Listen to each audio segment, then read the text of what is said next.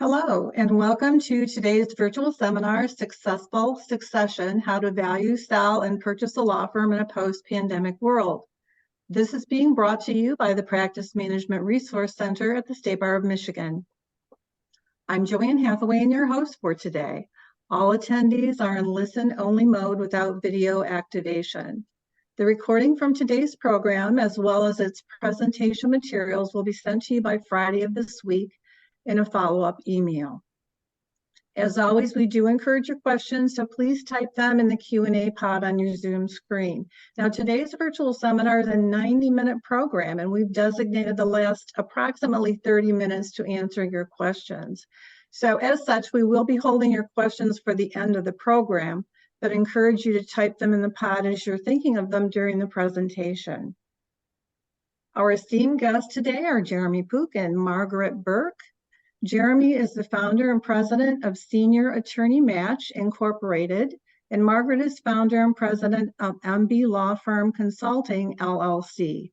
With that, I'll ask each to share information about themselves and then begin programming. And let's start with you, Jeremy. Great, Joanne. Thank you so much. And Joanne, Margaret and I both from the outset really want to thank you and your team at the State Bar of Michigan for all of your efforts to organize today's virtual seminar. Joanne, thank you so much. So as Joanne was saying, my name is Jeremy Pook, and I lead a company called Senior Attorney Match based in the Boston area. I'm a Massachusetts attorney. I'm one of those attorneys that probably should have gone stage right to business school rather than stage left to law school. Pretty soon into my legal career, I was attracted to and started working with business brokers, helping them to paper their deals on both the buy side and sell side of what they would call Main Street types of transactions. So transactions that hovered around $1 million plus or minus. And this was in the early 2000s. And at that time, they were already focusing on the baby boomers and the baby boomer generation. And having met a number of those business brokers, I started to think to myself, well, there are a lot of baby boomer attorneys in Massachusetts, where I am, and throughout the country. And that really started the idea of how to broker the sales of law firms. In 2013, I started Senior Attorney Match. And what Senior Attorney Match does, really two things.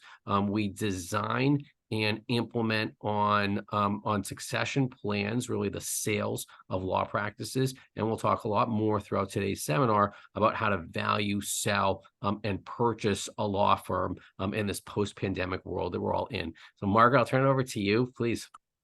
Thank you, Jeremy. Well, I would like to start by also thanking Joanne, and I'm really happy to be here today. My name is Margaret Burke, and as Joanne mentioned, I'm the founder of MB Law Firm Consulting, and I work with small to mid-sized law firms. I typically work with the founders or managing partners of firms that are looking for support with running their business and their firm. I specialize really in three areas: fractional COO, that focuses with firms that are at a size, usually 30 attorneys and below, that do not have someone full-time. I also do strategic planning, as well as law firm integration and management. And the third is our focus today, and I'm really excited to be here to talk about it. It is a topic that is not always discussed, and I feel there are a lot of wonderful resources that we will share with you today. I will share my background. I have been working in and with law firms for close to 25 years. I was in a law firm for many years as an executive director and then as a CEO of a firm in Boston. And as part of that, I've started firms, I've brought in practice groups, I've done integration. And then I saw during my tenure at the firm, there was a need to hire great staff. And sometimes you did not need someone full-time, but you did want someone that was very good at what they did. And that's where I saw a need in the legal community. There were very many firms and attorneys that needed support on a fractional basis. And I started working with law firms as a consultant a few years ago. And I very much love what I do. And again, I'm really happy to be here today. Great, Margaret. Thank you so much. And as Joanne said, we'll have Q&A. And our goal is to answer questions at the end of the seminar. Of course, questions can come up, so people can put their questions in the Q&A or if you're more comfortable, even we'll check both the Q&A and the chat. Our preference is to address them at the end, but we will be monitoring throughout. So our goal today is really to provide practical information based on Margaret's and my experience with valuing, selling, and as Margaret was just referencing, the integration of two firms when they come together. When lawyers are contacting Senior Attorney Match, they're often raising two questions. And the first question is, what is my law practice worth? And the second question is, who would actually want to purchase my law practice? And by and large, just to give a sense of the types of firms that we're talking about, to date, the types of firms that Senior Attorney Match works with are what we'll call small to medium-sized firms, often working with firms that have less than 5 partners, that may even have one founding partner and several attorneys. We're really not working with, at this point, your larger 50-plus lawyer firms. Margaret certainly has experience with integrating lawyers into firms of that size, but by and large, today's seminar is going to be focusing on what I'll call the small business law firm. And when a small business law firm has that question of, all right, well, what's my practice even worth? What we're showing here is 5 components to valuing a law firm post 2020. We refer to these as value chips. And those 5 value chips consist of the following. First is your client list, right? That is, lawyers have been practicing, we call them senior attorneys who've been practicing more than 30 years, have developed often a client list that can be in the hundreds, sometimes can be in the thousands. And what is it that every law firm needs? What is the energy source for any law firm? It's clients. So we think of the value of a law firm, first and foremost, it is your client list. And as a bit of foreshadow, Margaret will speak to the importance of organizing your client list when you're contemplating succession planning for your practice. Second value chip is your referral source list. That is, who refers business to you? Other lawyers, accountants, financial planners, your past clients who are satisfied with you. That's another valuable component to what your law practice is worth. The third is your goodwill, right? When people think of you in the legal community, when they think of you in your general community, whether that's in your county in Michigan, the state of Michigan, some lawyers have regional practices, national practices. There's even law firms that have international practices. Lawyers are typically developing over the course of their careers goodwill. And then, of course, there's subject matter knowledge. Right? When you came out of law school, you were often dibbling and dabbling with a bunch of different areas of law. But by the time you've practiced 30 plus years, typically our clients, senior attorneys, like they have a number, and sometimes even just a very limited number of practice areas where they really focus on. The estate planner who focuses on estate planning, elder law, probate and trust administration, some real estate, personal injury law that maybe focuses on only motor vehicle accidents, other personal injury law attorneys that focus on higher value types of matters, the intellectual property attorney who focuses on patent creations, patent prosecution as compared to, let's say, patent litigation. That's subject matter knowledge, very valuable. We'll get to how we quantify the value in a moment, but these are parts of the value chips. And then the fourth one we put in blue here is becoming more and more valuable because it's just necessary, which is the digital value. So many senior attorneys built their books of business, what we call the hard way, okay, the word of mouth, right? So many of us, how many business cards have you printed over the course of your careers, right? Maybe tens of thousands, okay? But in a Google world today, okay, it's so important that you have a presence on the web and even not just a website anymore, okay? It's multi-channel digital marketing. That's a mouthful, of course. As firms are developing value, the digital value is a key component. Why? Because our clients today, your clients today, are searching for you on a device like this. Okay, I listened to a certain podcaster, Gary Vaynerchuk, and I think that Gary V is right, that this device is the remote control of our lives. So if somebody needs a lawyer, they're going often to a device like that and searching for best fill in the blank attorney. And it's very important as lawyers are building up the value of their practices that they are developing the digital value. So, okay, great. 5 components to value. Well, who would want to buy it?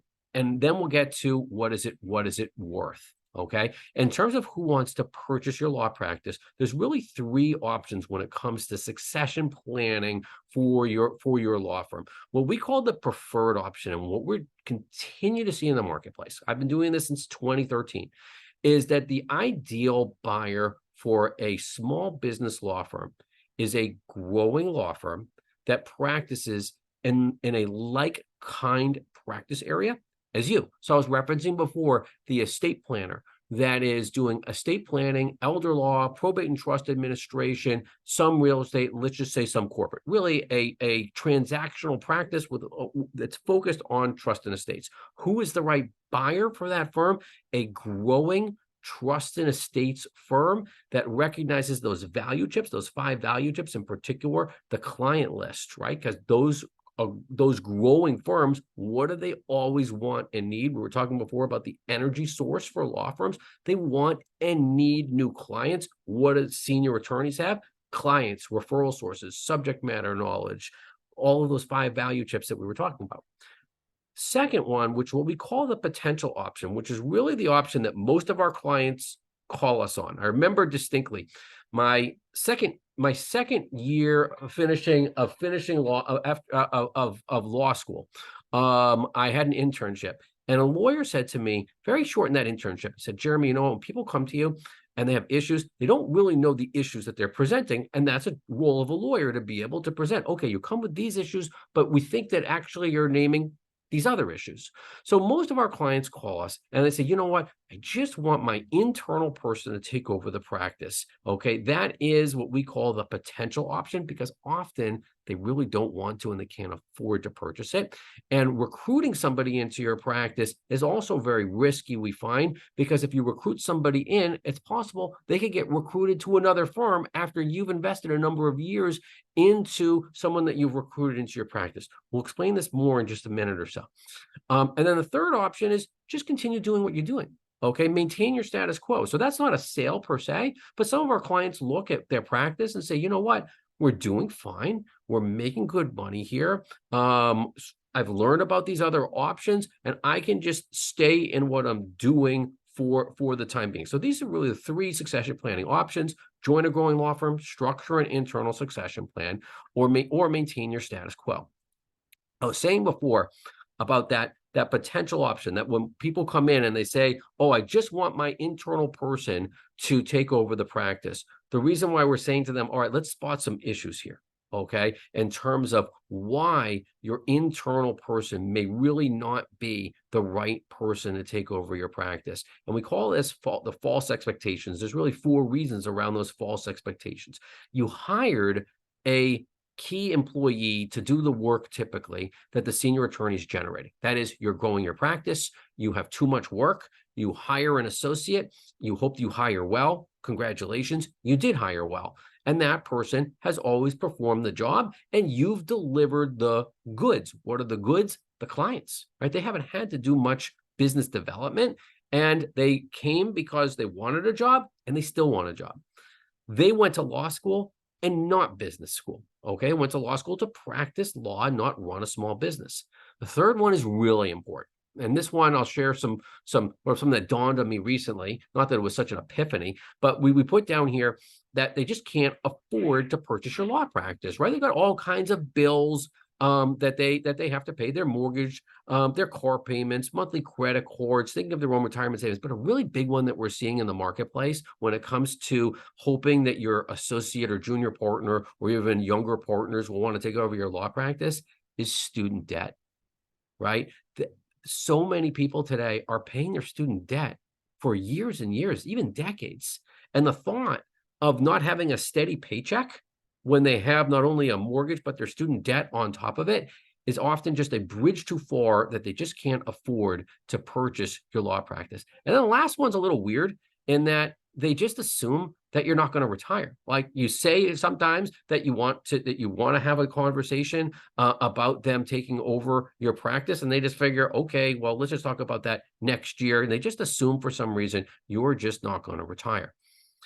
There are two methods in terms of how law firm sales happen. Okay. And I'll talk later in today's seminar about a sale under Rule 1.17 of the Michigan Rules of Professional Conduct. That's a law firm sale. What we're often finding, going back to those three options that we were talking about before about join a growing law firm, is that we are structuring the sales. I'm going to put sale in quotes because it's important to distinguish between a sale under Michigan Rules Rule 1.17 and the types of sales that we're often structuring. And I'll explain later why we don't go down the Rule 1.17 route. For now, just try to keep it as practical as possible. Often when senior attorneys are selling their law practices, joining a growing law firm in consideration for earn-out payment terms. To make that very clear, there is not consideration paid typically at a closing. Instead, a growing law firm says, okay, we don't know if your clients are going to continue to come to our firm, but if they do, just as they've done for the last 30 years for you, if they do come to your firm, to our firm that you've joined, we will pay you a percentage of the revenues that come in from your client list that are referred to us by your referral source list, and we will fee share with you for a negotiated number of years. Typically, what we're seeing in the marketplace is that winds up being a 1 times of gross revenues. A typical deal that we structure is a 20% fee sharing for 5 years, plus or minus. That's what we're consistently seeing in the marketplace. I was mentioning before about digital value, and this is what we call law firm sales 2.0. And this is what we're starting to see post 2020, which is that when lawyers and law firms can show that clients are coming to the firm not because of the personal goodwill of attorney Smith or attorney Jones or the Smith and Jones, or because Smith and Jones are together at their firm, and instead that they're coming to the firm because of the brand awareness of the firm. It has, let's say, a trade name, which is permissible. And it has all kinds of data analytics that are showing that this number of clients come in through Google, this number of clients came in through other social media types of means. Okay, then a bank is actually going to get behind the loan that could go to it that a buyer could request, because a bank will see, oh, we've got real data that shows that people come to this firm because of its brand, as compared to, God forbid, something happened to Attorney Smith, right? And Attorney Smith is no longer there to field the calls because people are really calling for Attorney Smith. Banks don't lend on that law firm sales 1.0 typically. And 2.0, when we have real brand awareness, real digital value, we will see a fixed price, and we are starting to see a fixed price plus those earn-out terms over a negotiated number of years. Just want to emphasize here, okay, for those of you, and I think some of you are likely experiencing this, okay, that business development has changed post 2020. And for those lawyers where the client list is so important, if you're not replenishing and renewing your clients as much as you did in that word of mouth era of yesteryear, because your younger competitors, typically they are younger, okay, are adopting multi-channel digital marketing, okay, that's happening while you still have that great book of business, we're recommending to really start thinking about succession planning for your practice, because you may very well, unfortunately, have a decreasing number of clients if you're just not ever going to enter into that digital world. And this just shows that again in terms of what we see in the marketplace. When lawyers maintain the status quo and they don't adopt multi-channel digital marketing, their revenues could actually go down as compared to when our clients join growing law firms. And those growing law firms say, wow, you bring all kinds of digital value opportunities to us, and start marketing attorneys, albeit, of course, through the rules of professional conduct under Rule 7 and the different rules under Rule 7 for appropriate marketing, then that increase can actually happen in terms of developing more business. And then we just put down here what can happen on a Random Tuesday, because if something, God forbid, happens, and we'll talk about contingency planning later, if a lawyer is not available because of a death or a mental or physical disability, if the lawyer's not there to transition the practice, the value of the practice, unfortunately, just plummets. I'm just going to go through the rest of these slides pretty quick because we're going to hand over to Margaret in just a moment. The question of, why do growing law firms want senior attorney-led firms? I've been talking about it a lot. They provide instant client growth, the combined workforce, often growing firms. They want the senior attorney, lawyer staff, they want the other staff, the cumulative expertise, and that marketing value. And then lastly here, this is just showing, the key benefits to growth by acquisition. So I was talking about before about the growing firm that also practices in trusts and estates, corporate and real estate. Well, they would love to add new buildings, right? Just in a construction analogy here, they're adding the new buildings of what the senior attorney-led firm provides. And if they're offering other areas, let's say they do litigation, they do divorce, they do employment law, there's all kinds of opportunities for cross marketing. So, Margaret, I'll hand it over to you to start talking about your part in planning for 3 to 5 years out. Great, thank you, Jeremy. And you'll see that I'll touch on a number of the items that Jeremy also started to discuss, and I'll focus on what you can start doing now, and then we'll touch on the things that you can start doing if your plans to transition are sooner than 3 to 5 years. So the journey of transition in law practice can begin long before the actual event. By initiating and preparing 3 to 5 years in advance, you can really enhance your firm's value and facilitate a much smoother transition. So today, our discussion is really going to focus on client management, digital presence, which Jeremy just touched on, financial oversight, team operations, and a transition blueprint. I'll start with client management. And Jeremy, I actually don't know if I've ever heard you use the term energy source, and I love that. So clients, the client list, the referral source list, starting to maintain an up-to-date list is probably one of the number one things you can start to focus on.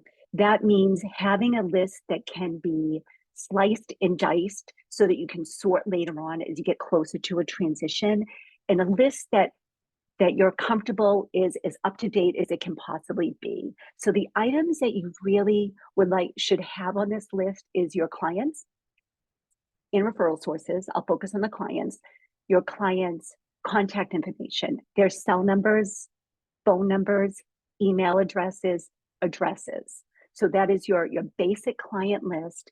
And for many of the folks here, I expect that you've been practicing for many years. So this may seem like a big project. And what I recommend is to start with the last 3 to 5 years and just work backwards. So you can also bring in interns and people to help you with this exercise.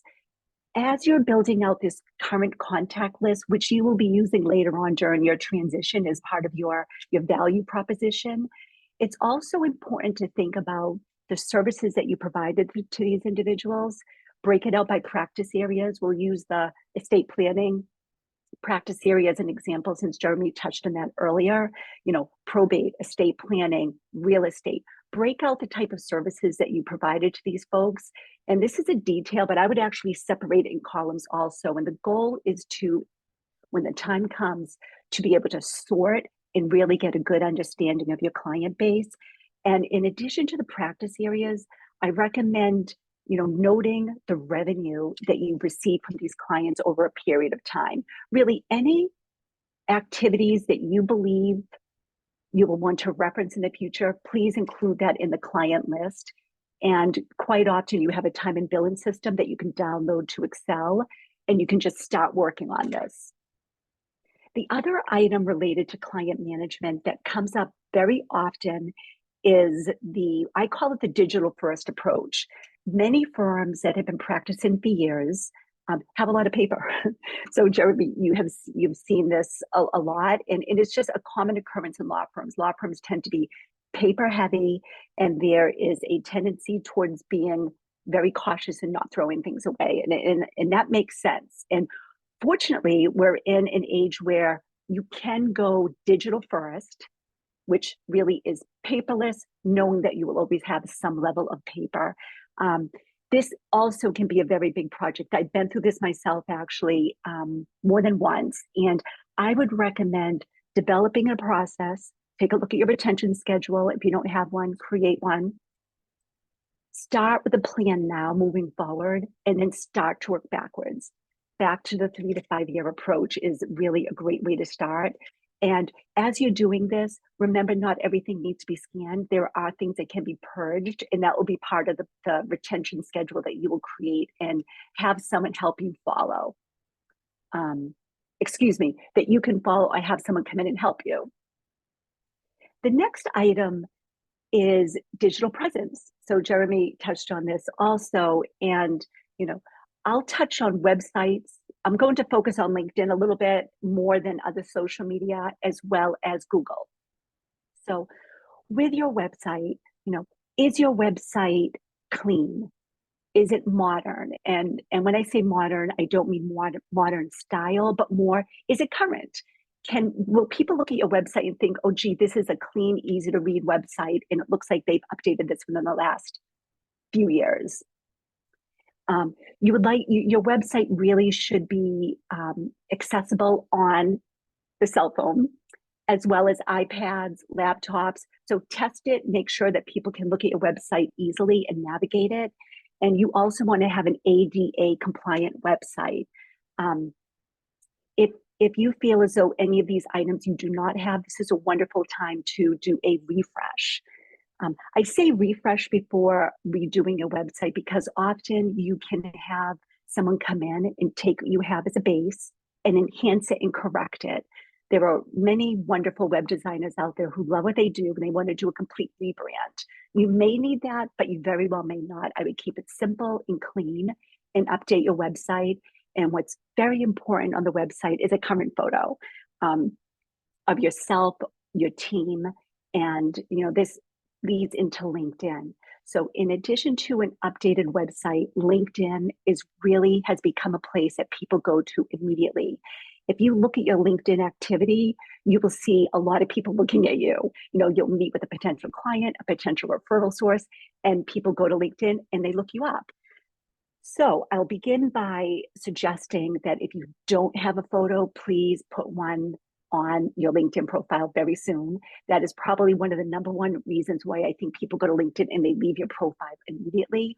It's not necessarily because they want to see your photo, but they want to know that you're a real person and you're credible. And I think not having a photo can plant doubt seeds in someone's mind.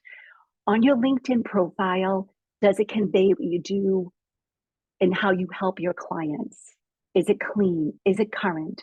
In addition to your current photo, do you have a link to your website?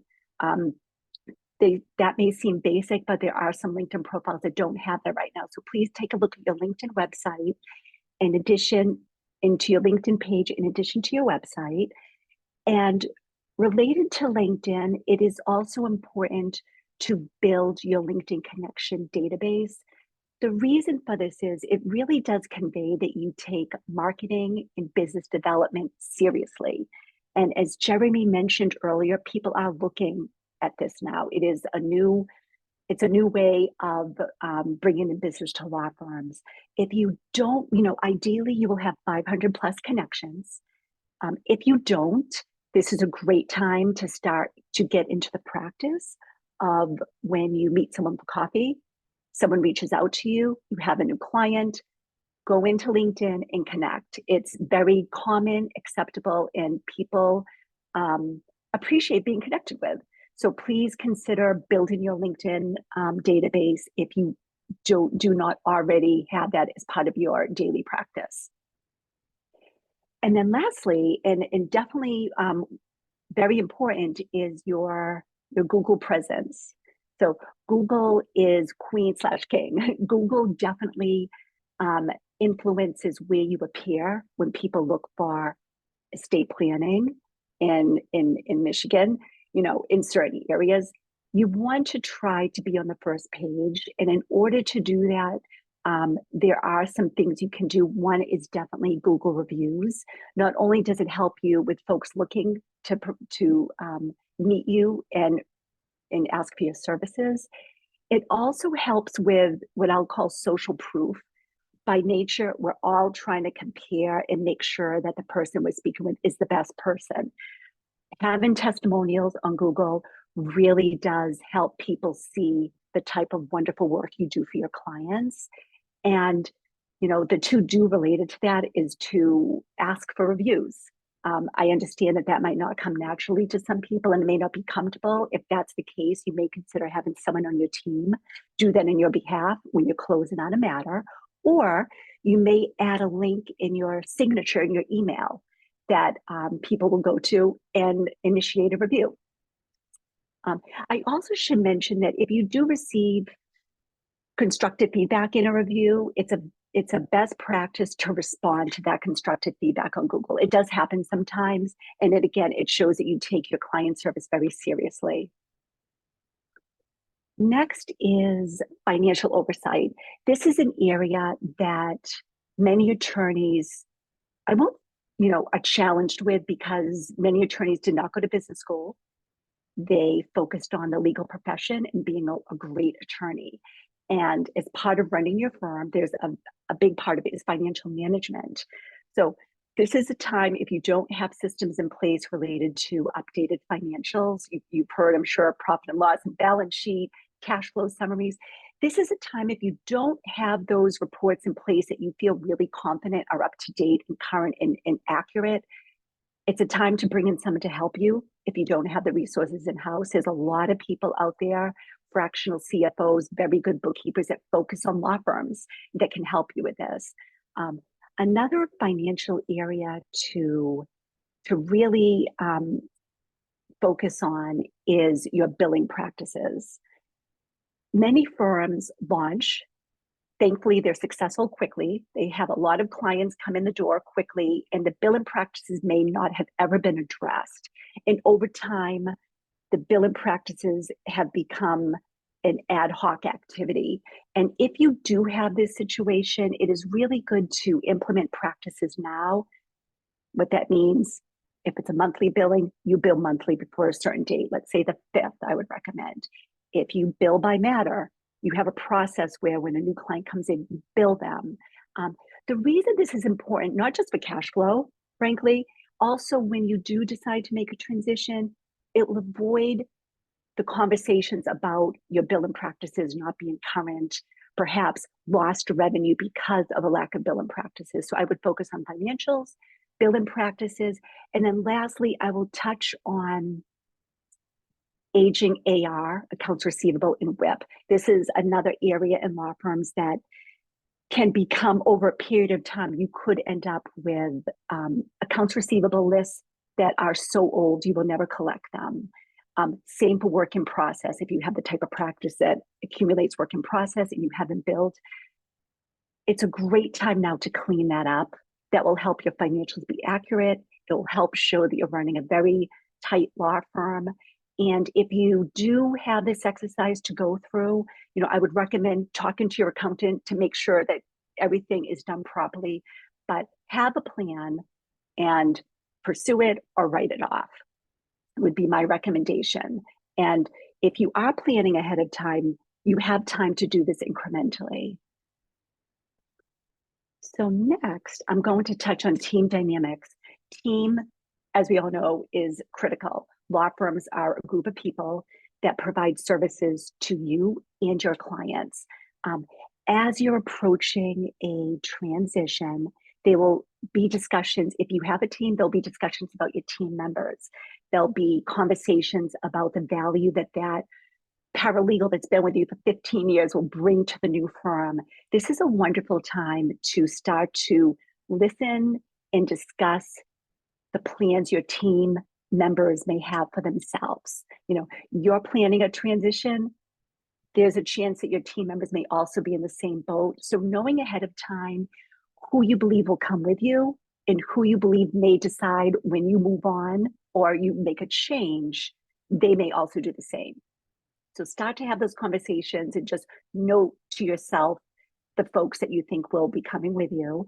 And then in addition, nurture those team members that know your clients very well. They've been with you for years, and they will be a great support with you at the new firm. If you do join a firm, start to think of them. I'm sure you already are, but nurture them and have them as part of your plan. And then lastly, prioritize your team loyalty. So what does that mean? That means when there's change, people sometimes start to doubt their own present situation. They get nervous. The more you have a team that trusts you, open communication, the easier it will be when you do have a transition. So next, I'm going to jump to operations. That's your back office. We all know what operations are. It's your infrastructure, it's your processes, it's how you deliver service to your clients. And often this is in your head and it is in your team members. It's in your heads, but it's not in writing. Please consider starting to document your processes. Start with the most important. Usually that's the intake, the offboarding, the client life cycle, and your billing. Start to have your team members document those items.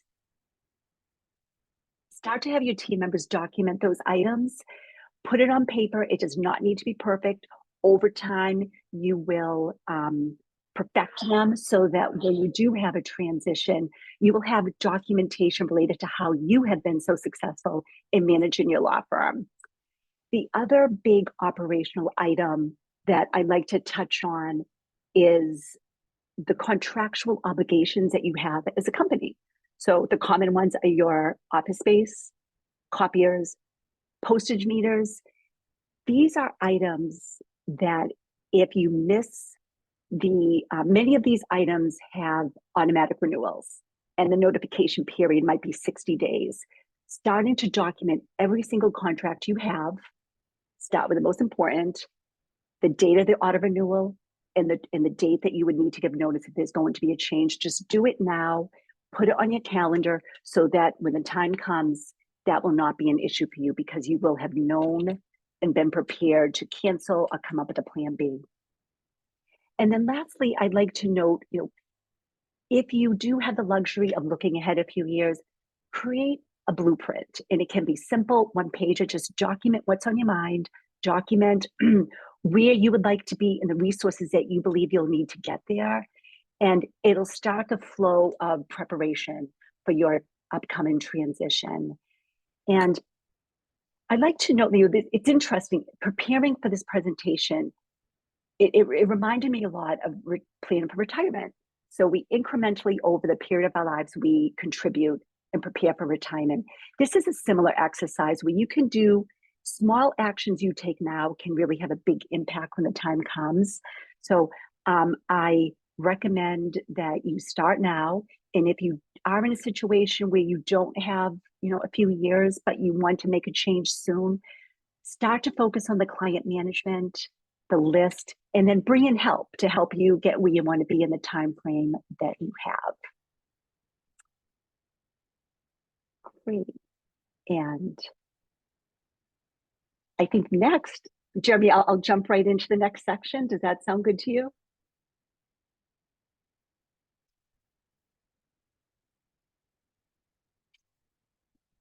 Wonderful. Okay, so excuse me. So now we're going to talk about what to expect during the first 180 days after selling or buying a law firm or practice. I'll first jump into the pre-day one, I'll call it. So there's the pre-transition, there's the preparation. So you have likely at this point been having conversations, you've been meeting with potential firms that you're going to join, and you've made a decision and you've signed, you're ready to go. Assuming you have at least 30 days, the items that I'm going to point out are the things that I would recommend you start focusing on right away. Create a checklist. I say that a lot because there's so many moving parts related to this exercise that we're discussing today that having a list to follow is very helpful. Prepare your client notification. This is an item that can take a lot of time. It's not just a letter. It's actually a letter that you will be sending your clients informing them of a very big change. Ideally, you will be including services of the firm you're joining that will enhance services you've already provided. And this letter tends to have a lot of eyes looking at it, and there's a lot of edits. And so the sooner you get this done and put to the side and ready to go when you're ready to send, the better. In addition to the letter is the list of the folks that it will go to, and having someone prepare to send those letters on their behalf. There's also IT and facilities. So day one, you will be on a new IT system. You will be in a new time and billing. You will be possibly in a new office space, or if not, and you're staying in your office space, there will be modes of communication. Starting to plan that in addition to your team's requirements.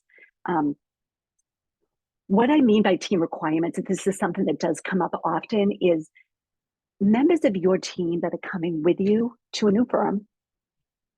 Sometimes you have arrangements with people. They may have different hours. They may have certain benefits that are a little different from other people's. And if you haven't already shared this with the firm you're joining, this is a really good time to document that and have that conversation to avoid that post day one surprise when the person that is very important to you is told they need to do something differently than you had arranged with them prior to the merger. So start focusing on that. Again, we talked about the client announcement letters and focusing on that, and start to engage, and you likely already have been doing this, but proactively and systematically engage with your team. What I mean by that is there'll be a lot of questions. So by now you will have shared that there's a change, and people will have questions. You will receive emails if you're coming into your office. If you set up a system where you start to give weekly, twice a week updates via email to everybody, it will mitigate the questions you receive. It will help people feel more comfortable and part of this. And if you're fortunate enough to have someone that can help you with this internally, or you bring someone in, they could be the person that every time they get a question, they include it on the update email that everyone gets. And this will save you time later on. And then I think that just really having a focus on, or not a focus, but an understanding that change is hard for your team. And please don't be surprised if some people react better than others do. And then that brings us to the first 30 days. So it's day one. You're ready to make your move. You're now with a new firm, or there's two groups that have come together. This period is definitely a time where there'll be a lot of communication. There'll be a need to listen and share your views in a way that is constructive. And you'll be learning a lot. You'll be learning new systems. You may have been on a software program for 20 years and suddenly you're on a new one. So if you can, try to clear your calendar as much as possible to allow you time to absorb into the new firm and get acclimated with the changes that you will be experiencing. During this time, there'll be client phone calls. There'll be people that have received your announcement. They'll be asking questions. You'll be communicating internally and externally. This is also a wonderful time to do a meet and greet, and I highly recommend that you have a meeting socially for both firms coming together, ideally out of the office, where people can get to know each other. And the reason for this is you want people to know each other, like each other, and jump in and help each other before day one or during this first 30 days. And you want to avoid two firms under one roof operating separately. So the more people get to know each other, the more you can avoid that situation. Next is days 30 through 90. And, this is the embrace period and embrace the changes that you have been experiencing as a result of the integration. Understand and start to address the culture changes that you may have seen yourself and your team go through. Be aware that there are different norms at different law firms. They can range from staff lunch breaks to time reporting requirements to one firm may keep other firm members' billable hours secret. Your new firm may announce it. These are things that, you know, can be unsettling if you didn't expect it, and just be prepared to know that things will change. There'll be a little bit of a different way of doing things, and have those communications. I highly recommend, if two firms come together, that you have regular check-ins once a week, so that as things come up, you can bring them to the meetings and communicate. So days 30 through 90, you've gotten through the immediate training, software situations, and you will be focusing now on the reason you came together. You're starting to talk about the clients, like making introductions and really talking about the opportunities that are present for both groups in your coming together. And then days 90 through 180, that is really the time to reflect and make adjustments to your original plan if needed. You know, meet again, talk about the goals, why you came together, recognize that you may have had a plan 3 months ago that actually didn't end up working out, and adjust. It's time to adjust the original plan if needed, to remember that, you know, there's a reason you came together. There's a lot of benefits and opportunities, and frankly, celebrate what you've done so far. I think you'll be amazed when you get to this point of the items that you will have been able to check that you've done in the first 90 days. And at this time, also schedule a 180-day check-in, a bigger check-in, where now you will have been together for months, and you will be able to now really start to focus even more enhanced opportunities to build in the clients for the firm, and start to look forward. So you've just spent the past few months, you know, getting adjusted, getting used to change, getting your team acclimated. Now it's time to look to the future and all the wonderful reasons why you came together and made this big decision. And, you know, there was a lot of hard work at this point that will be behind you. And I think that it is, when this time comes, being able to know that you've made the right decision, you were prepared, and now your one unified firm will be very satisfying. And now I will actually pass it off to Jeremy, who is going to talk about contingent plans. Great. Margaret, thank you so much. And we're heading towards the end of today's seminar. So we see that there's already a question. We look forward to addressing more questions. So please, if people have questions about succession planning for their practices, please put them in the Q&A. Margaret and I would, you know, enjoy fielding questions. So please feel free to put in whatever questions that you have for us. So as Margaret just mentioned, the next part of the seminar is on contingency planning. So it's important to note, and I'm sure that all of you have gotten plenty of notifications over the last few months that Michigan has introduced a new Rule 21 for Michigan attorneys that started as of September 1st of 2023, that when Michigan lawyers relicense every year, you need to designate an interim administrator. So we're including in the materials, and Joanne will distribute the materials after today's seminar, this very helpful article that the State Bar of Michigan published earlier this year that explains this rule. But in short, Michigan attorneys are now required to designate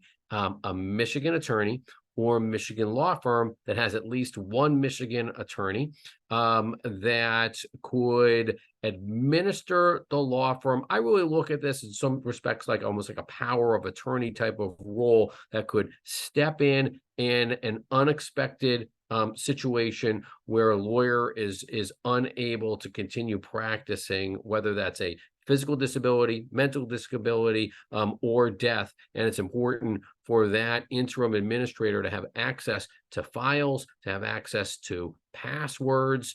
Really give a lot of credit to the Michigan Bar for introducing this interim administrator, because, you know, we have certainly seen over the years when spouses unfortunately will call and they'll ask the questions about, okay, how can we sell? And like the first question that I'm asking them is, well, wait a second, before you're thinking about selling, like what's going on? What was on the desk of the attorney? Okay, what are their closings? Are there deals that are happening? Is there money in IOLTA? Is there staff that needs to be paid? All kinds of issues that just come up and can just drive people just crazy in a time that they're already dealing with so many other difficult aspects of when a loved one is no longer able to practice. So it's important to please review this article. For those of you that are already re-registering or familiar with Rule 21, and as Michigan attorneys continue to cycle through, they're going to become very familiar with Rule 21. And then just to mention, in terms of contingency planning, generally, I mean, the rule is important, and so many states don't have this. Right. But Margaret, I'm sure that you see this as well, in terms of so many lawyers, they don't plan for that what if, and that, if a lawyer passes away or becomes incapacitated, who's the one that typically deals with it? It's often a spouse, a child, and they just absolutely have to scramble. And in terms of like the value of the practice, I think I mentioned this before, when we showed that infographic about the Random Tuesday event, is that if a lawyer dies and is unable to transition those all-important clients over to a successor firm, the value of the practice unfortunately plummets. We've represented the estates of lawyers, and the deals that we are able to negotiate are much less favorable for the for the family after a sale following a death. So now, just in terms of finishing up in today's seminar, we want to just go over a few checklists. So this is a checklist, it's in the materials as well that you'll receive. First will be a checklist in terms of if you are considering to sell your practice. Just trying to make that a little bit bigger. A lot of this dovetails with Margaret's graphic. Okay, it's now is the right time to consider succession planning, because there's sometimes it's a birthday. We find that often. Okay, I've always thought I was going to retire at age 70, age 72, age 60. Okay, it happens. Lawyers after COVID. It's not just lawyers. COVID made us all think that life is really precious. And do we want to be behind our desk, 6 or 7 days a week? And maybe it's time to think about succession planning for your practice earlier than you thought. And as Margaret pointed out, so important, organize that list. I mean, Margaret, if there's a theme, what we've been talking about here, in terms of when you're succession planning for your practice, is please get your arms around your list of clients. Very importantly, the email and the cell phone numbers. People text today. I know it sounds wacky. If you thought to yourself 5 years ago, were you going to be texting with clients? Probably like, I'd never text with clients. It's not like emailing. I text with people. I mean, plenty of people text today. It happens. It's part of our lives. It's part of our practice. So having the cell phone number when you're organizing the client list is certainly important. This one typically comes up during the Q&A. So I'll just prep it, which is, okay, how long do we hold on to files for? And Michigan, under Rule 1.1, I put 1.16, but I want to double check that. It might be 1.15, but it's in either 1.16 or 1.15, is about retention of client property there, which is, if you're maintaining wills and other kind of client property, there is not a directive in the Michigan rules at this point about how long you could hold on to files for. But for sure, for those lawyers that are not paperless, and many of us still aren't, coming up with a plan to how to return files, destroy files, is something for sure for you to be considering. Malpractice insurance coverage, just quickly say that that when you're thinking about succession planning, please dig out your malpractice insurance policy. You don't have to read the whole policy, but skip towards the end. And the end then there's something called the extended reporting period, the ERP, the tail policy. That explains if you have to buy a tail policy when you're going to be closing shop, how much it's going to cost. It usually costs somewhere in the neighborhood of a 2x to a 2.5x of your current year's policy premium. Can not be so bad for solo attorneys that might be paying like $2 to $3 grand a year. For other attorneys that have multiple attorneys, it's a 5-figure amount for their policy premium per year. Multiply that by a 2.5x. That's a significant amount of money. Margaret mentioned the importance of the commercial lease. And other contracts that are more than terminable at will. And then I mentioned before about Rule 1.17, and we put in this list here about the rules of professional conduct to review when you're considering succession planning. So spend just a moment on Rule 1.17. I certainly recommend, as you're considering succession planning for your practice on both the sell side and the buy side, to read the rule. It's important. You'll see in the rule that it requires that notice be sent to the clients of the senior attorney in advance of the sale and provide the clients the opportunity to choose different counsel, okay, or go with the prospective buyer. As we know, the rules are very client-centric. Most of the sellers that we work with, they are apprehensive that when their clients would receive a letter like that saying, hey, I'm considering selling the practice to such and such a buyer, but if you want, you can pick up your file within the next 90 days. Their sellers are apprehensive and buyers could bolt if a number of clients bolt. Hence why when we're going all the way back to that infographic that shows those the three options for succession planning for your practices, we structure them as lateral recruits rather than law firm sales. But certainly it's important to read the rule. And then, as we mentioned before, now it's important, right, to designate that interim administrator in accordance with Rule 21 of the rules concerning the State Bar of Michigan. Determine, what type of deal structure do you want? Do you want to join a growing law firm? Do you want to pursue an internal sale? Are you okay with maintaining your status quo? As Margaret mentioned before about your staff, when you're considering, let's say, joining a growing law firm, are there absolute must-haves? I did a deal last year where the attorney, to his credit, was a bit of a risk, but he was so passionate and dedicated to his staff, and he wanted an internal person to buy it, and she wasn't prepared to buy it. But when he went to buyers, he said, it's all or nothing. You're going to take our entire staff, lawyers and staff. I believe in my team. And they did it. And it's worked out well because, of course, as Margaret was saying before, they know the clients. They know the practice areas. Buyers want it too, by the way, right? When they're thinking of those value chips, right? The cumulative expertise that lawyers and their staff have developed over the course of their careers, often the entire team can come over.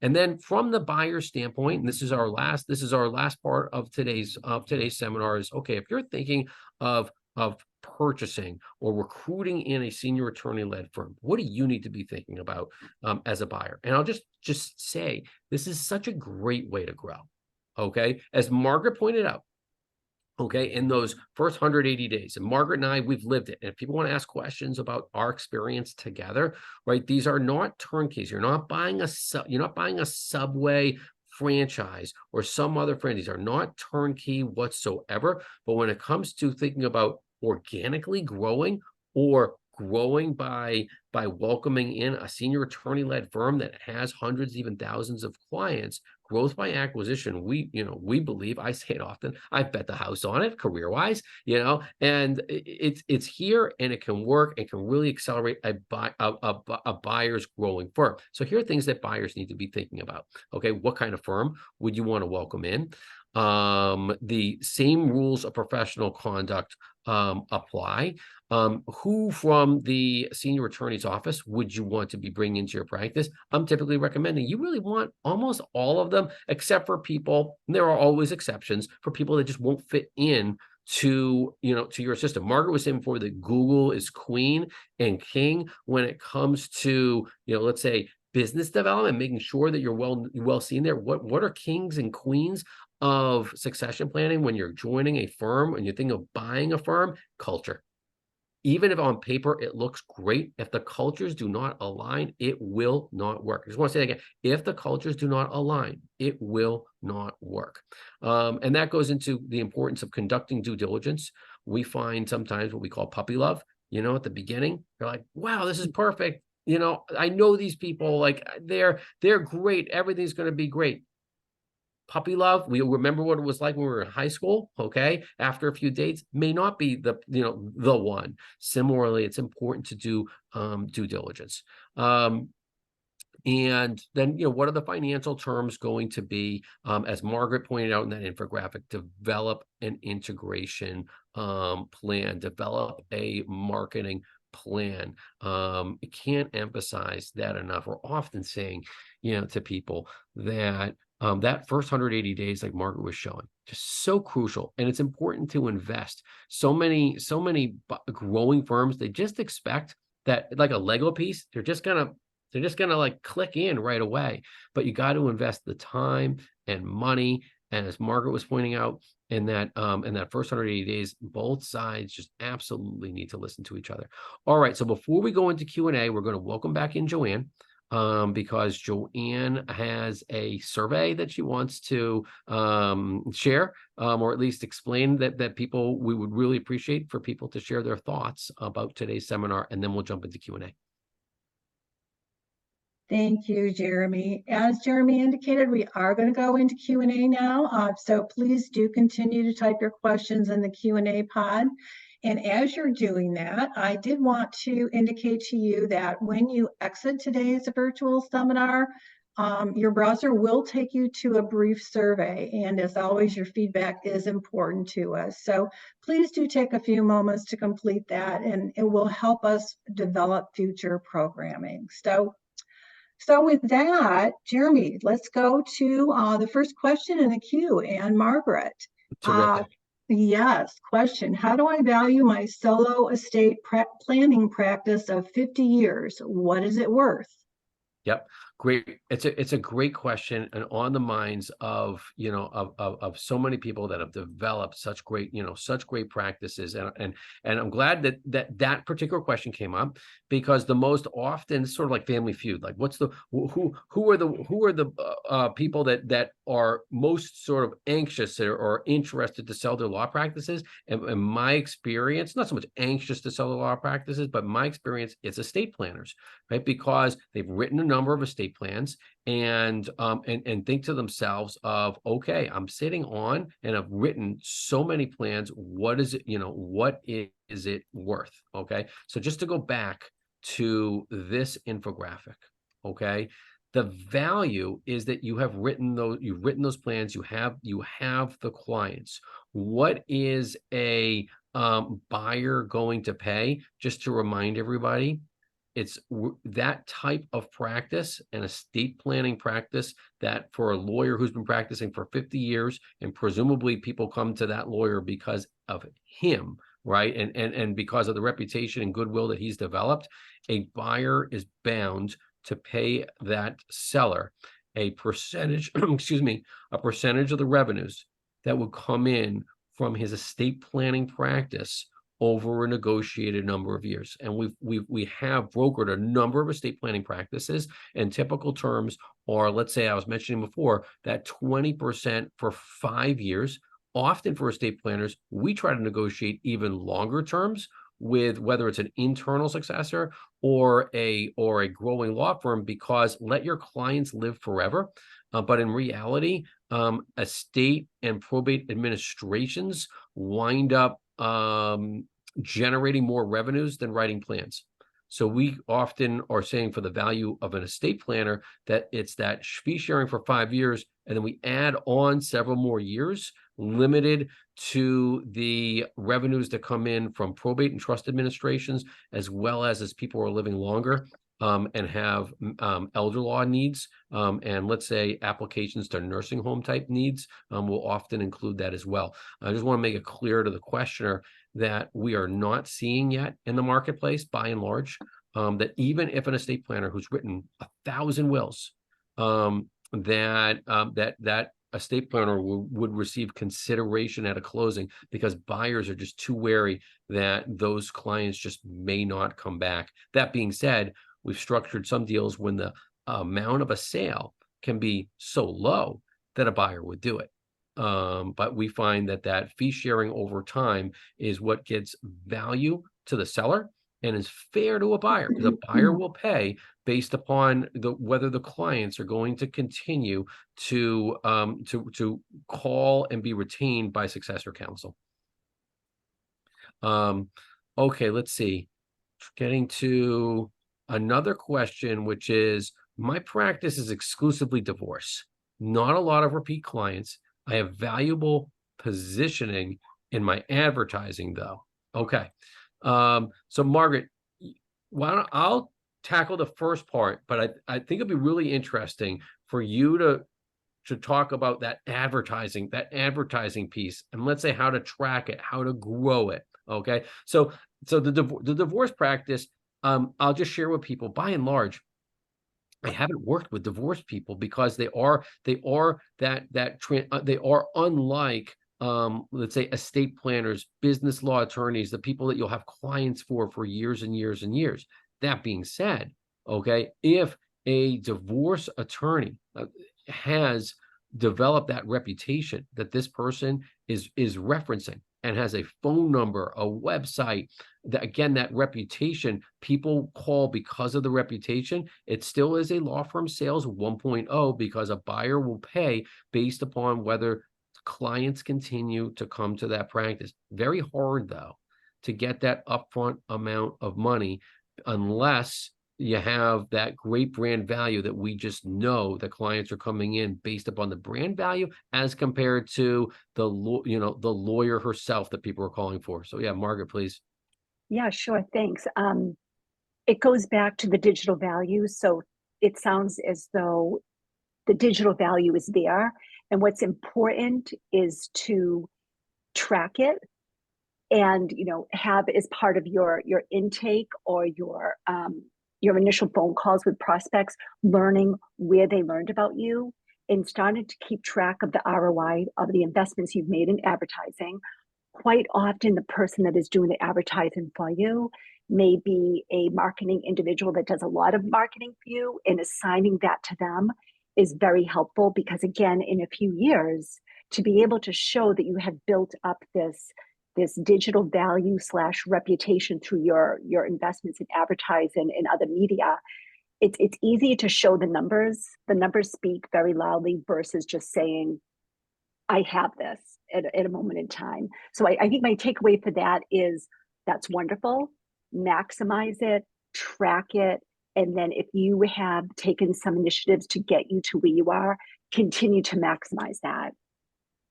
Great. And Margaret, I just want to share, I talked to a colleague the other day, and I think it's important to double check under Rule 7 in Michigan. But I'm confident that Michigan, similar to every other state, allows trade names. And many lawyers do not recognize the value of a trade name. And so, just to give an example, this is what my colleague shared with me the other day. This is a Massachusetts firm, right? What is distinguishable about this firm is the name. The parents' estate planning firm. And why did they name it the parents' estate planning firm?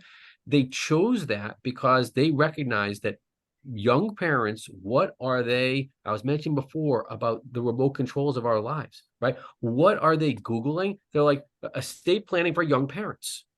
Okay. So a firm like that is now developing all types of data analytics that people were coming to them because they are getting their target audience, which is they want young families that are looking for estate plans to be their clients. And I think that's really the future. And it's hard if you already have been practicing for X number of years to consider changing your name. But just like people, wanted to get into the A section, literally the letter A of the Yellow Pages, okay, trade names based upon Google searches is, in my opinion, the future of how we're going to be developing value for law firms outside of your surname. Yeah, Margaret, please. Yeah, I was going to say, Jeremy, thanks for bringing that up. That's actually really important. And I've had a number of attorneys say, well, gee, how do I do this? It's I'm the person they come to, and their firm name is the name of the attorney.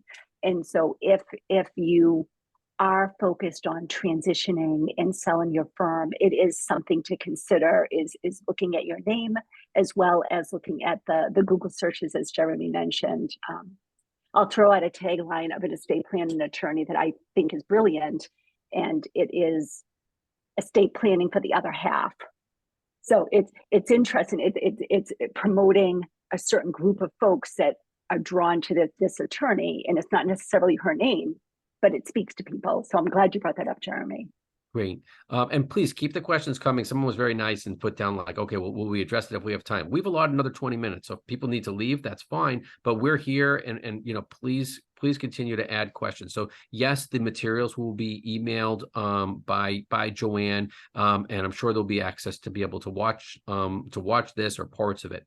The next one, and it shows me I need to clarify something, which is, is there really a sale value of a solo practice of 40 years, which is not an estate planning firm or ongoing probate? So I know we've talked a lot about estate planning. So just to be clear, okay, any firm, in my opinion, that has clients and referral sources, it is sellable, right? Any firm that has clients and referral sources is sellable. The question is, and I know it's not a very satisfying one necessarily, but it is, okay, how do we value it?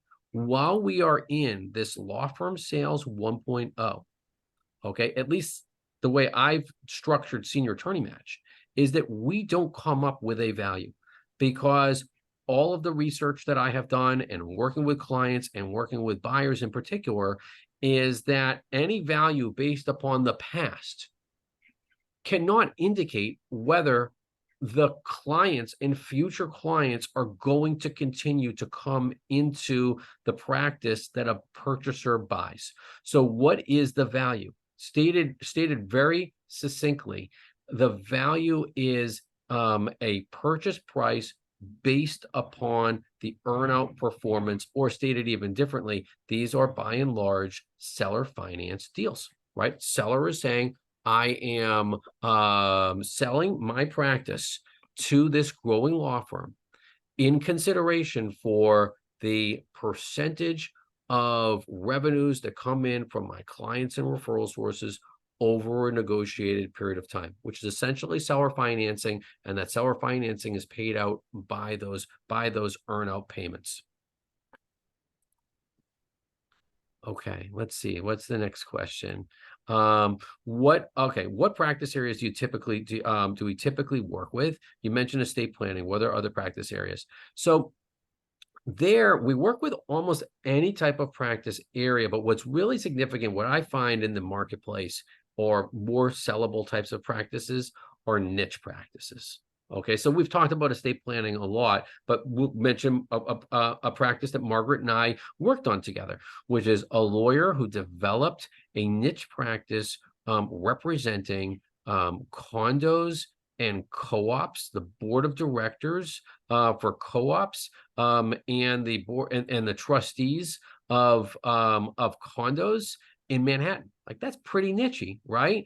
She developed this great practice working with condos and co-ops that by and large were in buildings with like less than 20 units in them. So who was the right buyer for her? The right buyer was a firm that also works with condos and co-ops and saw her as a great opportunity for growth by acquisition. So niche practices of any type, and it doesn't have to be that nichey, but most attorneys develop certain areas of their practice that account for the significant amounts of the revenue, and those types of practices are more sellable than, I'll use a colleague of mine, his phrase, which we call door law, right? Door law. And we don't see many door law attorneys anymore. Door law is, I practice door law and that anything comes through the door. So the 10% criminal, 20% divorce, 30% this, it's just really sporadic because they were the lawyer of the given town. Possibly sellable, much more when you've got a when you have a niche type of practice. Let's see, what are we missing, Margaret? I think that we're missing one is I wanted to note there was feedback on text messaging through practice management systems. And thank you for sharing that with the group because that's an excellent point. Nowadays, you can text through your practice management.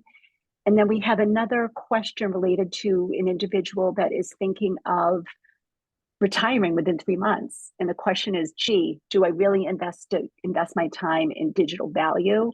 I'll quickly start by saying that I think the client list, I know we talked about that earlier, is focusing on the client list, having a clean website, keeping it simple would be top two. And then third, actually probably not the top two, three equally. There's a client list first in conjunction with the digital first model, which is cleaning up the paperwork. It's really getting prepared. And then the website. And Jeremy, please add to that. Yeah, so I'll add to that a couple, and I think you're spot on, Margaret. Okay, but we don't want people to just like go overboard, right? Just like go out and hire some digital consultant, and you've got to do all this kind of stuff. Okay, so when we're talking to our clients often, we're making an analogy when they're that close to selling their law practice to retiring. Okay, is to selling the house that you lived in for 30 years. Okay, your real estate broker could come in. I distinctly remember this about my mom. My mom loved the color pink, loved it, right? And so my mom painted. We were very fortunate. We had a very large kitchen. Okay, my mom painted that kitchen bright pink, bright pink, beautiful for my mom. When the real estate broker came into the house when my mom was going to sell it, said, "Joan, you got to paint that wall white." Okay, so because when a buyer comes in, buyers could be turned off by the color pink. So what's the relevance of that analogy is to what Margaret was saying before about your LinkedIn profile, about your website, by having a fresh new picture. So many of us have this picture of us from like 20 years ago, right? Like you're still handsome, you're still good looking, okay? But like the picture of you 20 years ago does not reflect what you look like today. And so we're recommending that people go out, have a professional picture done. It'll cost you $150, okay? And put that on a refresh of the homepage of your website. That does not take that much time. You don't have to do a brand new, super sophisticated website, but just tune it up, just like my mom had to paint over her pink wall and make it white. And similarly, like Margaret said, LinkedIn, okay? People today, you may not, okay? But Margaret and I, we talk about this a lot. When people look at lawyers, they look at their bio on their website and they go straight to the LinkedIn profile. And if the LinkedIn profile is just a joke, right? Like has no information filled out whatsoever, doesn't even have a picture. Okay. So spend a little bit of time, sprucing up the website, not go crazy. Okay. And also republish the LinkedIn profile. Please hire somebody. Okay. We could recommend. I have a website company that's helped a couple of clients of mine. And what was really interesting, she had a really crappy website, right? Before she sold her practice to this growing firm. The growing firm said to her when they met her, like, wow, your website is awesome. Like, really? Like she spent a very limited amount of money on it, but it was great. And what was really good about her website actually is that she included this beautiful picture of her and her entire family. She's a huge family. And that really made it like that she's known well in her community. And by the fact that she included in her bio a picture of her and her husband, her kids, her grandchildren, just spoke to the fact that, wow, this is a knowledgeable lawyer and like she's really likable as well. Now, let us also just set the expectation because Margaret was putting out about the 1 to 180 days. Even though you want to retire within 3 months, we really recommend that you stay around a little while. Doesn't mean you have to necessarily practice for, because our clients are usually afraid, oh my goodness, I'm going to join a growing firm. All of a sudden I got to work 60 hours a week to make minimal hours over there. No, but it's important what we're talking about much about the clients that you're transitioning the clients. That can even be done on Zoom. Our clients go on Zoom meetings for 10 minutes.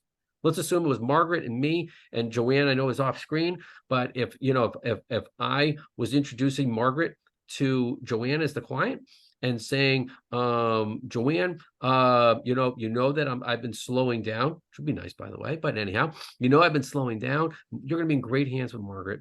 And I'm just going to go back to the pool right now. But Margaret is going to, you're in great hands with her. So most of our clients aren't retiring all the way in 3 months because they need to take the time to transition clients over. So I know that was a long-winded answer to the 3 months question. Anything else, Margaret, to add to that? No, Okay. I think you covered everything. Okay, great. Yeah, so we're both reading this one. So this is a great question as well. So let me read this question, and then we'll tackle it.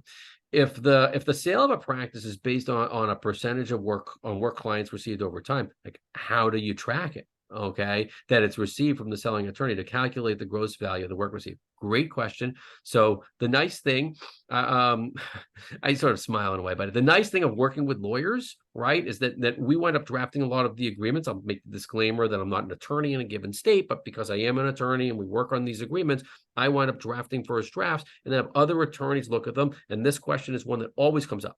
So we build in accounting rights, okay, into the agreements. Every agreement has two very important exhibits. Exhibit A is the client list. Exhibit B is the referral source list, and it can change over time during the payment period. Those clients and referral sources are entered into the billing software program, the customer relationship management program of a buyer, so that they can be tagged and cross-referenced when, let's say, and for this attorney, let's say this attorney, had Diane Smith as a client. So Diane Smith is in the system. Now Diane Smith calls with a new matter. It goes to another lawyer at the firm that the senior attorney joined. Even let's say the senior attorney is now retired. And because Diane Smith was on the list and already in the billing system, that's how the senior attorney gets credit. But I will say to the questioner, this always comes up. One of my first clients said, he said, Jeremy, you know who is going to be the most important person in this whole deal? I'm like, well, who? He said, the secretary, the person that answers the phone. And that person is going to say, like, how did you learn about us? So we tackle it. In 10 years, I have not had an issue with our clients not getting credit for the business that's attributable to them. And Margaret, I know in this other matter that we worked on, that particular firm, the buyer firm, they even created in their billing system a separate billing code for all of her clients. So that's how they tracked it. They started out at like 7,000. They put any client of hers is a 7,000 and 1, 2, 3, 4, 5. So they attribute it to that particular client. Yep. And then she gets that report regularly, and she can look at it and has an internal staff person that is also keeping track, especially in the beginning, just to make sure that it was accurate. So the next one is, do you have recommendations for services that scan files, and then what software or format? So we do. There's a number of companies that are excellent at scanning, and I could, list one company now, but I would also offer for you to reach out, and we could give you a few names. There's one, AccuFile is an excellent company that has numerous locations that specialize in law firms. And then for the software or format, so the format that's ideal is something that can be sorted. We'll call it slice and dice. So that's typically an Excel type of format. Ideally, you have a time and billing system. And if you do, you can download typically to a CSV/Excel document and then use that as your database. And the key with that is really having different columns so that you can sort easily. So here, I'll just give a plug for Margaret. For that person that asked the question, feel free to contact Margaret offline. Margaret knows all this stuff super well and has a lot of contacts that could help anybody that has a question like that. The next question is a great one. Okay, which is, and sorry we didn't discuss it before. So does the buyer firm need to include clause language in their fee agreement about the percentage fee going back to the seller attorney? So the answer is no. Okay, so here's how. First of all, when our clients are joining growing law firms, they're part of the firm. Okay, so the typical Rule 1.5 fee sharing arrangement is with lawyers in 2 separate firms. So if a senior attorney is joining a growing law firm, okay, then those internal splits are just done internally. Okay, similarly, if there is a sale under Rule 1.17, because it's structured as a sale of a law practice, and let's say there's similar fee sharing terms under a law firm sale under Rule 1.17, then you don't need to include that language that typically comes under Rule 1.5. Now, I will point something out that that the Michigan rules under Rule 1.5 do not include the language in the model rules of the ABA. The model rules of the ABA for Rule 1.5, and a lot of states adopt the model rules. It's not such a big thing, but I think in Michigan in particular, it would be important to just double check what I'm about to share could apply. What the model rules say is that you also do not need to notify clients about fee sharing when it's part of a retirement agreement when lawyers retire from a law firm. Because the way we structure our deals typically is that senior attorney joins a growing law firm, practices there for a few years, enters into a retirement agreement with the firm. So it's not a law firm sale. You've joined, you've practiced there, you've brought over your clients, then you have a retirement agreement, and that retirement agreement says that the retiring attorney is going to continue to fee share for a certain number of years. And the model rules say that such a retirement agreement is dissimilar from fee sharing with an attorney not in your law office. So anybody that wants to pursue this in Michigan, I would just recommend to just double check with an ethics attorney. I think the way around that, for what it's worth, is if an ethics attorney says, well, wait a second, Michigan maybe purposely didn't do that, is that you stay of counsel, okay, with that firm for a number of years. And in those rules of professional conduct that I point out in the checklist, it's important to note that Michigan does follow the model rules with regard to Rule 5.4a. I know, sorry, but Rule 5.4a provides an exception to fee sharing with non-lawyers, okay? Fee sharing with non-lawyers can happen when a lawyer has sold his law firm or her law firm, and the fees can continue to be shared with a non-lawyer personal representative of an estate or designated individuals. In my opinion, it should still apply. You know, that rule, that connection between 1.5 as this questioner is asking about fee sharing. If, let's say, a lawyer has retired and the allowance for fee sharing with a non-lawyer, if a lawyer has passed away. Sorry, I know that was very technical. If you want to talk offline, happy to do that. So I think, Margaret, we're just about done. I think so. So again, Joanne, Margaret and I really want to thank you for the opportunity. It was a pleasure interacting with everybody today. The materials that Joanne will share will have our contact information. And Margaret, anything else you want to add?